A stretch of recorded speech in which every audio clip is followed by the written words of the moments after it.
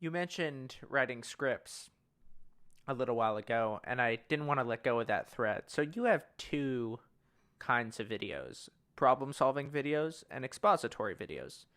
How is your script writing process different for both of those?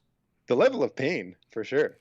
Yeah, problem solving videos are the most fun to write, and they write Easy. themselves because you know the end point and you know the start point. So you just have to like draw a verbal line between the two. Expository videos, it's like, what is the end point here? And what is the start point? What do people know about this topic? And like, what are we trying to say? And what are the not the perspectives that I can try to provide around it that like wouldn't be found in other expository works on this?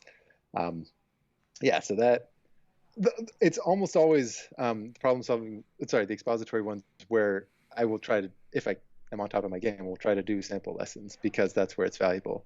Actually, yeah, I probably almost never actually do a sample lesson on problem solving ones. I just Hmm. sort of, it's like maybe I should. That might actually make it better, but it sort of feels a lot easier to know where everyone is because basically because you're bringing in something without any priors. It's like um, if I ask this question that's like a probability question on a certain geometric setup, you didn't come in with pre-existing assumptions. You just came in because like you're at the same point everyone else is. The challenge that that brings is that I didn't have to motivate like why we should care about this random puzzle. Um, so maybe that's a little bit harder. Whereas exposition ones, the motivation comes pre-baked. Like I don't need to tell you to care about neural networks. We can just dive right in. Whereas if I ask you, hey, if I choose a random semicircle on a disk, like on a circle, and I keep doing that, and I count how many times does it take before the whole circle is covered, where I'm doing it with uniform probability. Like, what's the expected number of times? Um, that's a fun puzzle. I think it's fun. It's going to be a fun process to explain why it works because there's like a very clever insight that will be involved, but there's not a great way to hook you into that because it's not. It's what we were talking about earlier. It doesn't have boots on the ground for touching reality.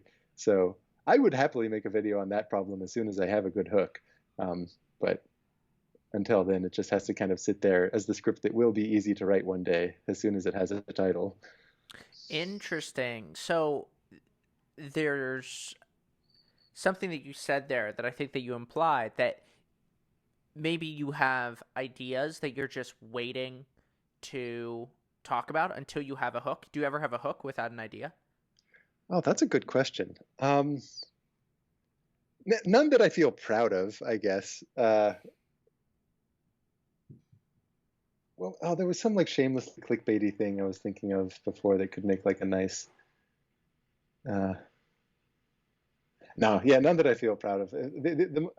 I can't think of anything because usually if you have like a hook, it's because you have some sense of what you're hooking someone into. So the only thing I can think that was like truly without substance, like man, if you had a video that just said "Do not click this video," how many people would click it? And then like what sort of like sociological narrative could you put around that to like fill it with content? Well, there's nothing there. That's just like to make such a video would be nothing but clickbait at that point.